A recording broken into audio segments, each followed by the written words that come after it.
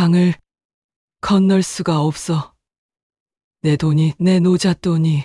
깊은 밤 경상남도 김해의 작은 산골 마을에 서늘한 바람이 불었다. 마을 사람들은 모두 잠든 시간 한 집에서만 이상한 목소리가 들려왔다. 여자의 목소리였다. 애절하고 슬픈, 마치 세상 끝에서 부르는 듯한 그런 목소리. 내 돈 돌려줘. 순덕 할머니는 벌벌 떨며 이불 속으로 몸을 움츠렸다. 이미 사흘째 밤이었다. 사흘 전 아침 그녀가 길에서 주운 그 돈 때문에 시작된 끔찍한 일들.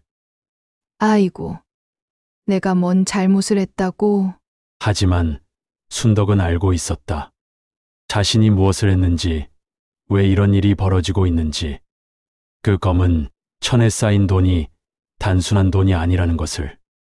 새벽 5시 순덕 할머니는 73세 나이에도 불구하고 여전히 새벽잠이 없었다. 무릎이 시큰거려 잠을 설쳤지만 오늘은 장날이라 일찍 나서야 했다. 아이고, 이 늙은 몸뚱이가. 순덕은 무거운 몸을 이끌고 침대에서 일어났다. 낡은 한복 저고리를 입고 머리를 단정히 빗어 넘긴 후 장바구니를 들고 집을 나섰다. 마을 입구 버스 정류장까지는 10분 거리였다.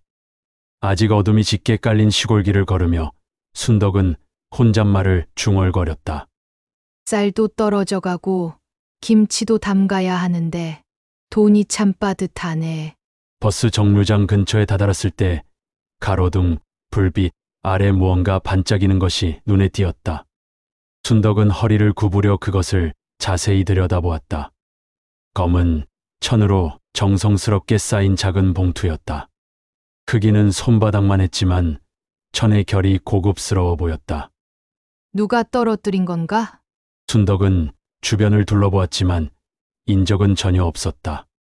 봉투를 조심스럽게 열어보니 안에는 낡은 10,000원짜리 지폐 3장이 반듯하게 접혀 있었다. 지폐들은 오래된 것 같았지만 깨끗하게 보관되어 있었고 묘하게 차가운 기운이 느껴졌다. 3만 원이네. 누가 이렇게 정성스럽게 싸놨을까? 순덕은 잠시 망설였다. 돌려줘야 한다는 생각이 들었지만 주인을 찾을 방법도 없었고 버스 시간도 다가오고 있었다. 결국 그녀는 돈을 주머니에 넣고 버스에 올랐다. 누군가 급한 일이 있어서 떨어뜨린 건지도 모르겠네. 나중에 누가 찾으러 오면 돌려주고 일단은 급한 장 보는데 써야겠다. 시장은 새벽임에도 불구하고 이미 활기가 넘쳤다. 순덕은 평소처럼 쌀집을 먼저 들렀다. 할매, 어서 오이소.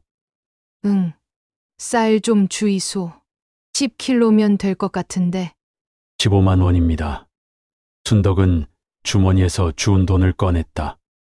지폐를 만지는 순간 이상한 서늘함이 손끝을 스쳤다. 마치 차가운 물에 손을 담근 것 같은 기분이었다. 이상하네.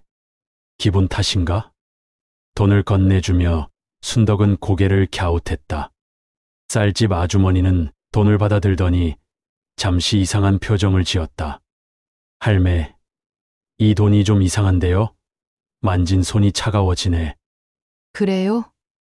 나도 그런 기분이 들었는데, 뭐, 날씨가 차가워서 그런 것 아니겠어요? 쌀집 아주머니는 돈을 다시 한번 들여다보더니 고개를 저었다. 글쎄요. 뭔가 오싹한 기분이 드는데. 할매, 혹시 이 돈 어디서 났어요? 아, 길에서 주웠어요. 누가 떨어뜨린 것 같던데. 아주머니의 얼굴이 순간 굳어졌다. 할매, 길에서 주운 돈은 함부로 쓰면 안 된다고 하던데. 특히 이런 식으로 정성스럽게 쌓인 돈은. 왜요? 무슨 문제라도 있나요? 아니, 그냥 옛날 어른들이 그런 말씀을 하셨거든요. 길에서 주운 돈 중에는 저승 돈도 있다고. 순덕은 아주머니의 말을 들으며 갑자기 등골이 서늘해지는 것을 느꼈다. 하지만 이미 돈은 건네준 후였고 쌀도 받았다. 에이, 무슨 소리예요? 요즘 세상에 그런 일이 어딨어요? 하지만 순덕의 목소리에는 확신이 없었다. 시장을 돌며 반찬거리를 사는 동안에도 이상한 일들이 계속 일어났다. 돈을 만질 때마다 손끝이 차가워졌고 돈을 받은 상인들마다 이상하다는 표정을 지었다. 할매, 이 돈 어디서 났어요? 왜 이렇게 차갑지? 손이 얼음장 같네요. 이상하다. 새 돈도 아닌데 왜 이런 기운이 나지? 상인들의 반응을 보며 순덕은 점점 불안해졌다. 장을 다 보고 집으로 돌아가는 길에 그녀는 뒤에서 누군가 따라오는 듯한 기분에 사로잡혔다. 여러 번 뒤를 돌아봤지만 아무도 없었다. 기분 탓이겠지. 아주머니들이 괜한 소리를 해서 그런가 보다. 하지만 집에 도착할 때까지 그 서늘한 기분은 사라지지 않았다. 그날 밤 순덕은 일찍 잠자리에 들었다. 낮에 시장에서 들은 이야기들이 자꾸 머릿속을 맴돌았지만 피곤함이 이겨 금세 잠들었다. 새벽 2시경 순덕은 이상한 소리에 잠을 깼다. 똑, 똑, 똑. 대문을 두드리는 소리였다. 누군가 정중하게 하지만 끈질기게 문을 두드리고 있었다. 누가 이 시간에? 순덕은 일어나 창문으로 마당을 내려다보았다. 어둠 속에서 희미하게 사람의 그림자가 보였다. 긴 머리의 여자 같았다.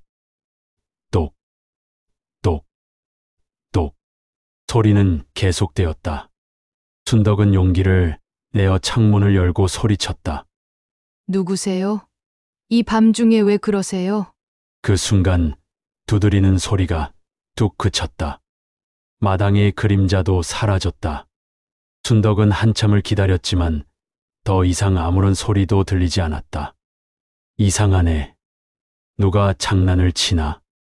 다시 침대로 돌아가려는 순간 이번에는 부엌 쪽에서 소리가 들려왔다.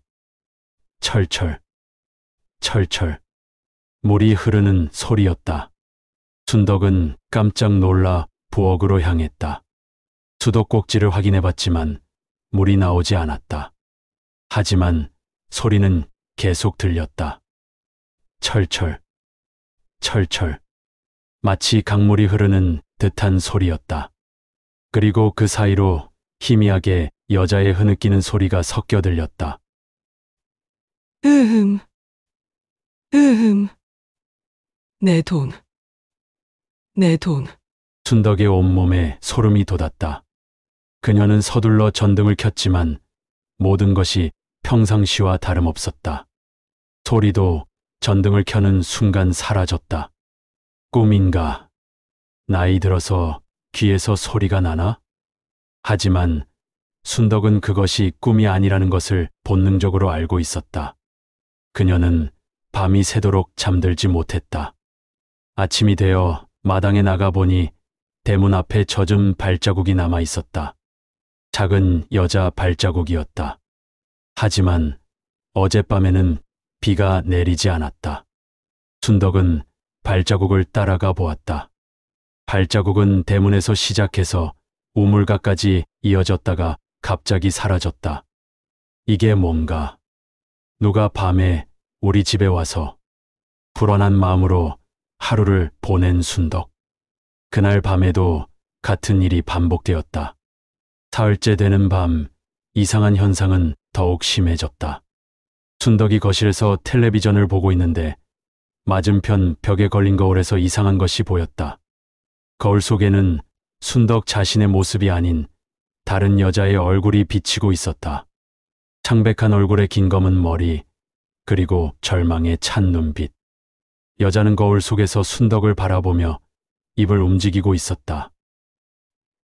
내 돈. 순덕은 깜짝 놀라 거울 쪽으로 돌아섰지만 거기에는 아무것도 없었다. 다시 거울을 보니 자신의 모습만 비치고 있었다. 이게 뭔가? 순덕의 손이 벌벌 떨렸다. 그녀는 서둘러 거울을 수건으로 가렸다.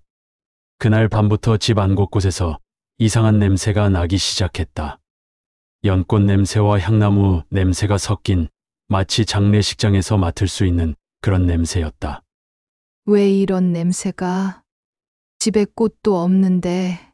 순덕이 냄새의 근원을 찾으려 집 안을 돌아다니던 중 부엌에서 더욱 기괴한 일을 목격했다.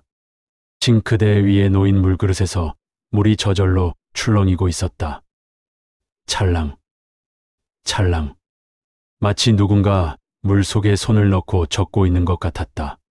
순덕이 가까이 다가가자 물그릇에서 희미한 여자 목소리가 들려왔다. 강을 건널 수가 없어. 내 돈이, 내 노잣돈이. 순덕은 비명을 지르며 물그릇을 바닥에 떨어뜨렸다. 물그릇은 산산조각 났고 물이 바닥에 흩어졌다. 이제 순덕도 확신했다. 자신이 주운 돈에 뭔가 문제가 있다는 것을. 며칠 지나지 않아 이웃들도 이상한 것을 느끼기 시작했다. 순덕이 집 주변에 뭔가 이상한 기운이 도네. 밤에 지나가다 보면 소름이 끼쳐. 어젯밤에는 여자 울음소리가 들리던데. 마을 사람들의 수근거림을 들은 순덕은 더욱 불안해졌다. 그녀의 건강도 급격히 나빠지기 시작했다. 식욕이 떨어지고 잠을 제대로 못 자니 얼굴이 누렇게 뜨고 몸무게도 빠졌다. 무엇보다 무서운 것은 누군가 나를 찾고 있다는 강박적인 두려움이었다. 낮에도 뒤에서 누군가 따라오는 것 같고 밤에는 누군가 창문 밖에서 자신을 지켜보고 있는 것 같았다. 이러다 미쳐버리겠다. 순덕은 견딜 수가 없었다. 더 이상 견딜 수 없었던 순덕은 마을의 만월 무당을 찾아갔다. 만월은 마을에서 10년 넘게 무업에 종사하며 신뢰를 쌓은 무당이었다. 무당님, 도와주세요. 이상한 일이 자꾸 생겨서. 순덕은 지난 며칠간의 일을 자세히 설명했다. 길에서 돈을 주운 것부터 시작해서 밤마다 일어나는 기괴한 현상들까지. 만월은 순덕의 말을 끝까지 조용히 들었다. 그리고 순덕이 가져온 빈 봉투를 보는 순간 얼굴이 하얗게 질렸다. 아이고, 어르신, 큰일 나셨네요. 왜요? 무슨 문제가 있나요? 만월은 봉투를 조심스럽게 손에 들고 눈을 감았다. 그 순간 그녀의 몸이 미세하게 떨렸다. 봉투에서 차가운 기운이 올라오는 것이 느껴졌다. 잠시 후 그녀는 깊은 한숨을 내쉬며 눈을 떴다. 아이고, 이건 명전이에요. 저승길 명전. 명전이라뇨? 만월은 봉투를 재단에 조심스럽게 올리며 설명했다. 명전. 즉 저승의 돈이에요. 죽은 이가 삼도천을 건너기 위해 사용하는 신성한 뱃삭시입니다. 가족들이 망자를 위해 정성스럽게 준비해서 입관할 때 수위와 함께 넣어드리는 거지요. 순덕은 그제서야 자신이 저지른 일의 심각성을 깨달았다. 그럼 그 돈을. 네, 산 사람이 명전을 써버리면 낭자가 저승에 갈 수가 없어요. 삼도천 앞에서 영원히 기다려야 하는 거죠. 뱃사공에게 주사치 없으니까요. 만월은 순덕에게 더욱 자세한 설명을 이어갔다. 우리 조상들은 죽은 이를 위해 두 가지 방법으로 명전을 준비했어요. 하나는 지금처럼 실제 돈을 수위에 넣어주는 것이고, 다른 하나는 지전이라고 해서 종이로 만든 돈을 태워서 저승으로 보내는 것이죠. 지전이요? 네, 종이에 동전 모양을 그리거나 금박을 입혀서 만든 가짜 돈이에요. 이걸 태우면 연기를 타고 저승으로 간다고 믿었거든요. 하지만 어르신이 주운 건 실제 명전이에요. 가족의 마지막 정성이 담긴. 만월의 목소리가 무거워졌다. 조선시대 문헌에도 나와 있어요. 시신을 입관할 때 반드시 명전을 넣어야 하며, 이를 도난당하거나 분실하면 망자의 혼령이 세상에 떠돌게 된다고 말이에요. 순덕은 전신에 소름이 돋았다. 그럼 지금 우리 집에 나타나는 그 혼령은 그분이 삼도천에 도착했지만 뱃삭이 없어서 건너지 못하고 있는 거예요.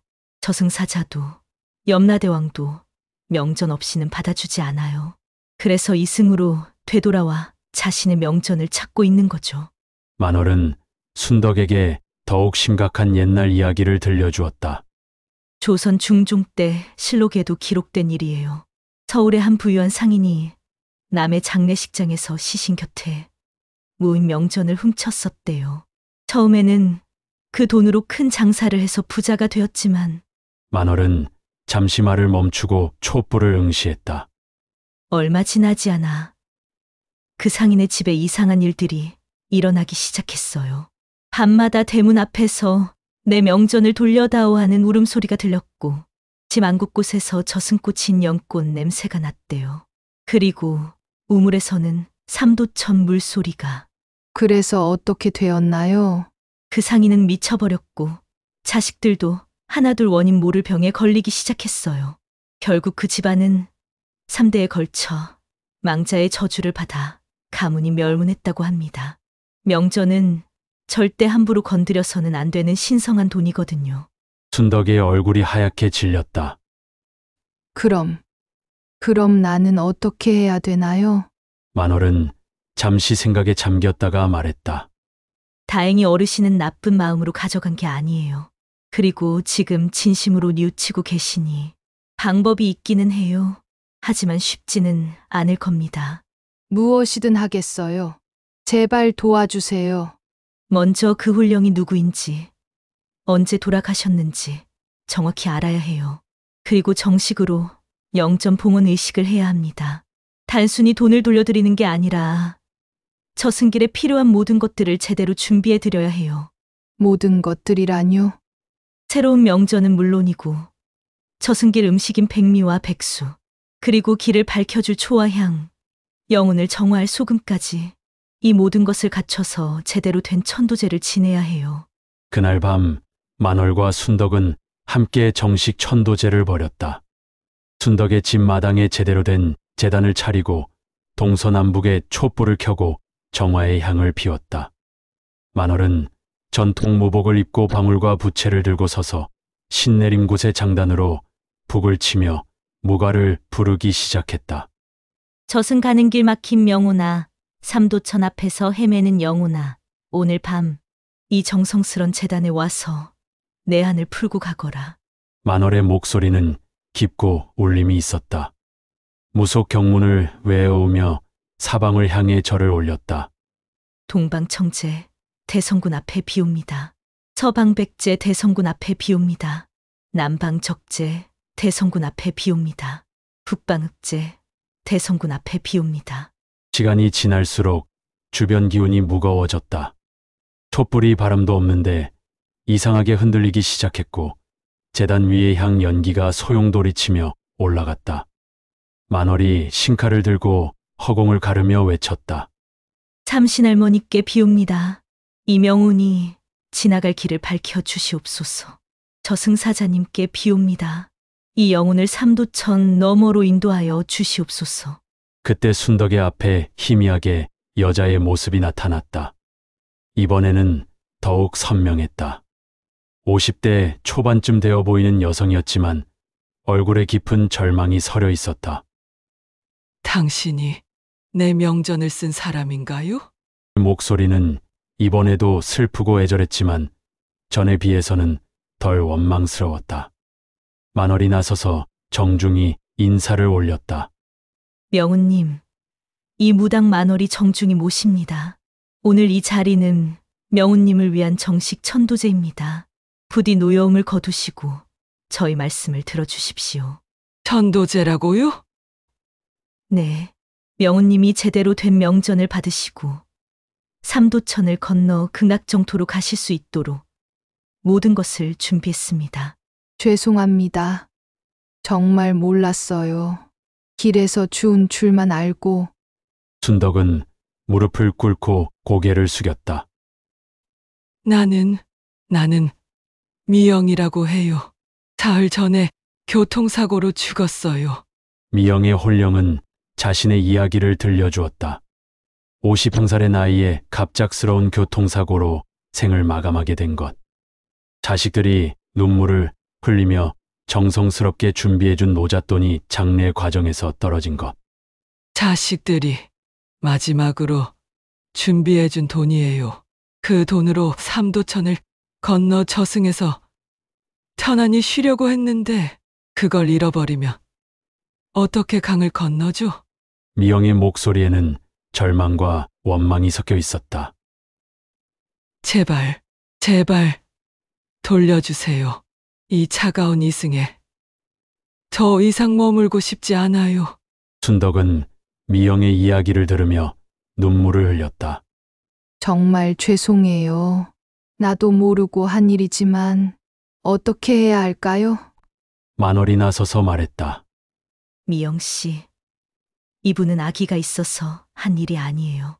지금 진심으로 뉘우치고 계시니 용서해 주세요. 대신 새로운 노잣돈을 준비해 드리겠습니다. 새로운 노잣돈이요?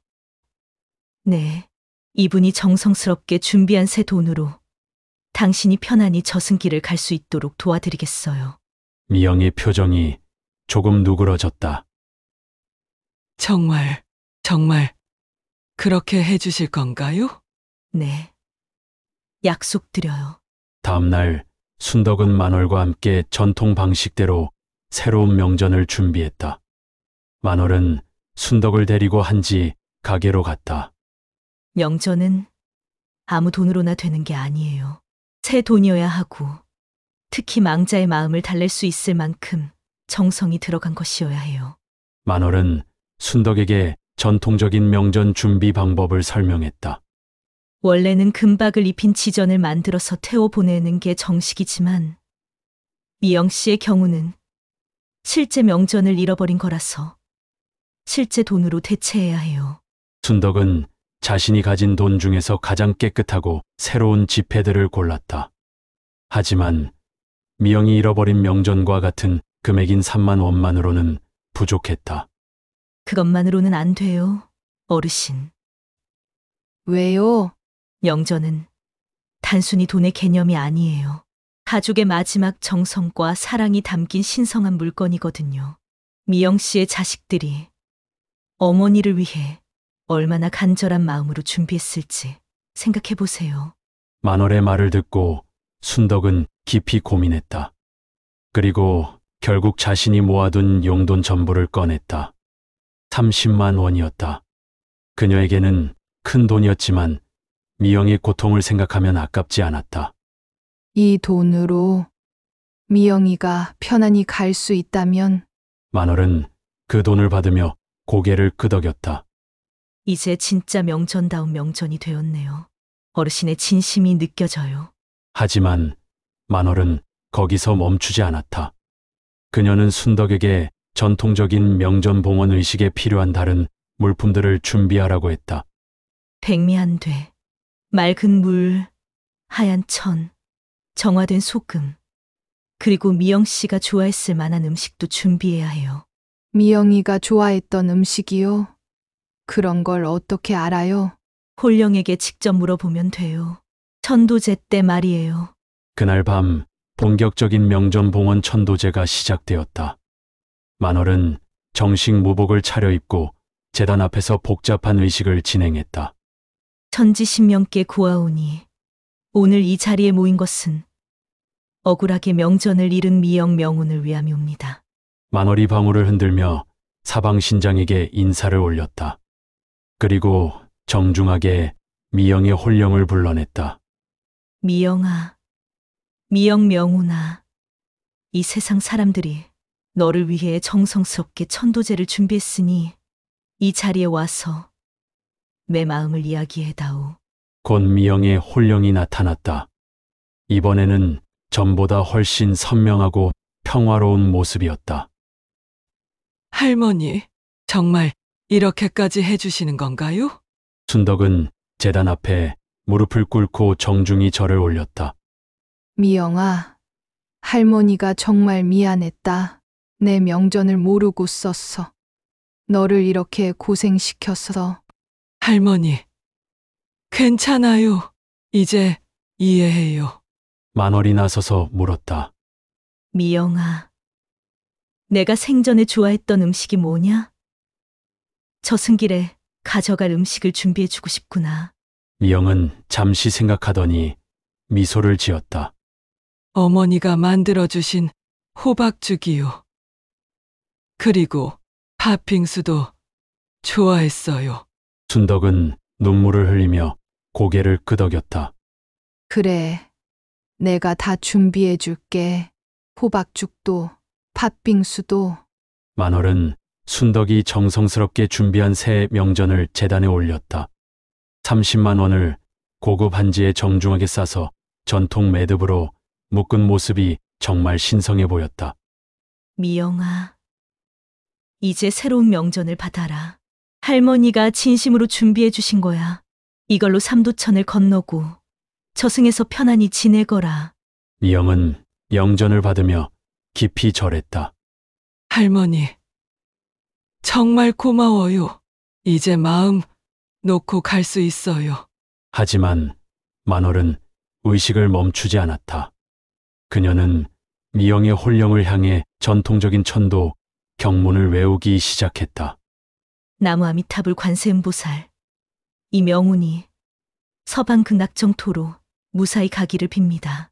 삼도천 용왕님께서 이 명전을 받으시고 미영 명운이 편안히 강을 건널 수 있게 해주십시오. 의식이 절정에 달했을 때 갑자기 마당에 따뜻한 빛이 내려왔다. 마치 극락에서 미영을 맞으러 온 것 같은 황금빛 빛이었다. 미영의 모습이 점점 밝아지면서 평화로워졌다. 할머니, 무당님, 정말 고마웠어요. 이제 정말로 갈 수 있겠어요. 정말 미안했다, 미영아. 아니에요. 할머니도 모르고 하신 일이잖아요. 오히려 이렇게 정성스럽게 준비해 주셔서 감사해요. 미영의 모습이 점점 흐려지기 시작했다. 이제 정말 가는구나. 네, 이제 편안히 갈 수 있어요. 할머니도 건강하세요.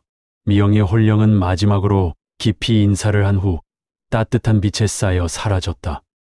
그 순간 순덕은 가슴 속 깊은 곳에서 따뜻함이 퍼져나가는 것을 느꼈다.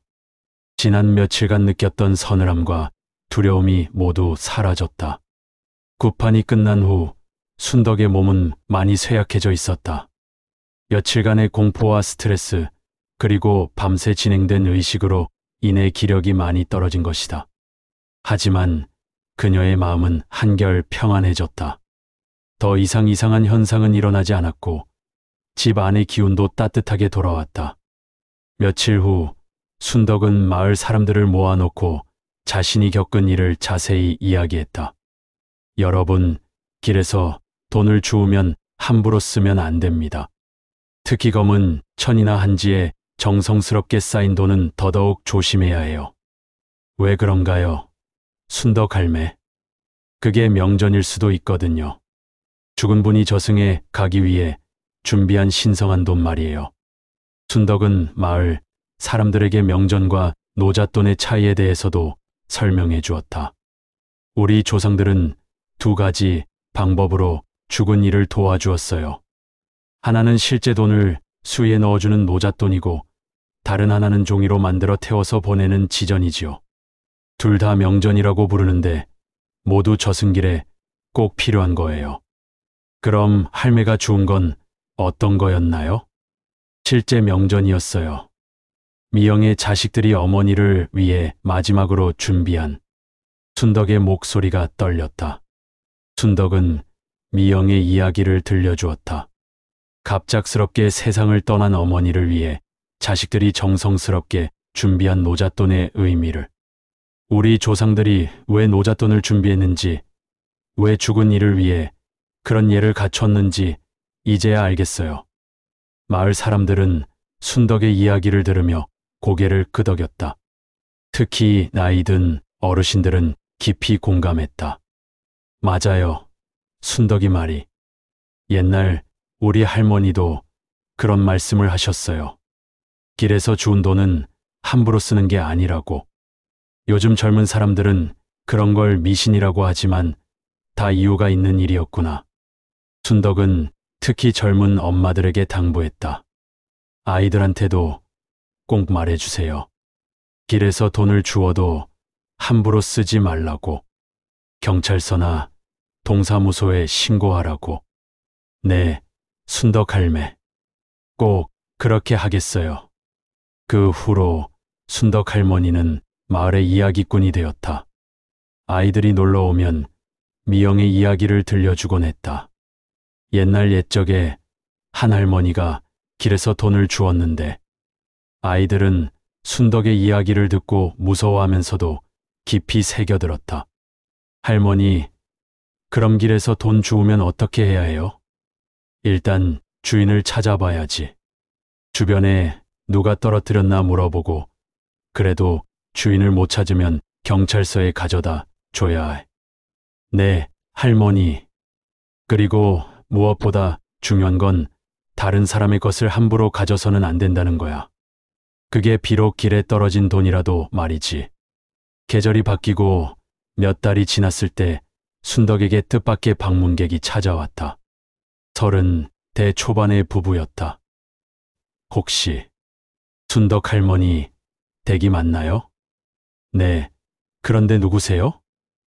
저희는 미영의 자식들입니다. 순덕의 가슴이 뛰었다. 자식들은 어머니의 장례 과정에서 노잣돈이 분실된 것을 뒤늦게 알게 되었고 마을 사람들을 통해 순덕의 이야기를 듣게 되었다는 것이었다. 할머니, 정말 고마워요. 우리 어머니가 편안히 갈 수 있도록 도와주셔서.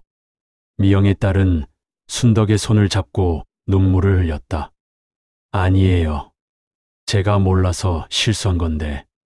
아니에요. 할머니가 아니었다면 우리 어머니는 계속 이승에서 떠돌았을 거예요. 정말 감사해요. 미영의 아들과 딸은 순덕에게 정성스럽게 준비한 선물을 건네며 감사 인사를 전했다. 그리고 어머니가 생전에 얼마나 인자하고 착한 분이었는지 이야기해 주었다.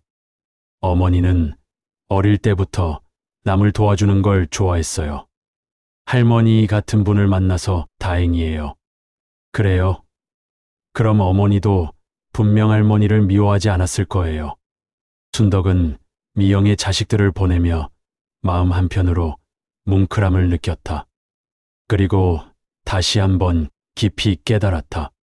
길에서 주운 작은 돈 한 장이 누군가에게는 얼마나 소중하고 의미 있는 것인지를. 그 후로도 순덕은 기회가 될 때마다 사람들에게 이 이야기를 들려주었다. 특히 길에서 돈을 줍거나 남의 물건을 함부로 가져서는 안 된다는 교훈을 강조했다. 돈이라는 건 단순한 종이 쪽지가 아니야. 그 속에는 누군가의 마음과 정성이 담겨 있는 거지. 특히 죽은 사람을 위해 준비한 돈이라면 더더욱. 어느 날 저녁 순덕은 혼자 앉아 창밖을 바라보고 있었다. 미영의 일이 있은 지 벌써 1년이 지났다. 그 사이 순덕의 건강은 많이 회복되었지만 그때의 기억은 여전히 생생했다. 문득 창밖으로 따뜻한 빛이 스쳐 지나가는 것이 보였다. 순간 순덕은 미영의 모습을 본 것 같았다. 환한 미소를 지으며 고개를 끄덕이는 모습이었다. 미영아, 편안하게 잘 지내고 있구나. 순덕은 조용히 중얼거리며 미소를 지었다. 그리고 마음속으로 다시 한번 다짐했다. 앞으로도 이 이야기를 계속 전해야겠다. 사람들이 같은 실수를 하지 않도록. 바람이 살랑 불어왔다. 미영이 대답하는 것 같았다. 할머니, 고마워요. 덕분에 많은 사람들이 배우고 있어요. 그 후로도 순덕의 이야기는 마을에서 마을로, 세대에서 세대로 전해졌다. 길에서 주운 돈을 함부로 쓰면 안 된다는 교훈과 함께 죽은 이를 위한 예의와 배려의 중요성을 일깨워주는 이야기로. 그리고 오늘도 어딘가에서 순덕 할머니의 목소리가 들려온다. 여러분, 길에서 돈을 주우면 함부로 쓰지 마세요. 그건 여러분의 돈이 아닐 수도 있거든요. 누군가의 마지막 희망이, 누군가의 간절한 바람이 담긴 소중한 돈일 수도 있으니까요. 그리고 기억하세요. 작은 배려 하나가 얼마나 큰 의미를 갖는지를. 우리가 조금만 신경 쓰면 이 세상은 훨씬 따뜻해질 수 있답니다. 순덕 할머니의 이야기는 이렇게 끝이 난다. 하지만 그 교훈은 계속해서 사람들의 마음 속에 남아 대대로 전해질 것이다. 길에서 주운 돈 한 장. 그 속에 담긴 의미를 생각해 보는 순간 우리는 조금 더 따뜻한 사람이 될 수 있을 것이다.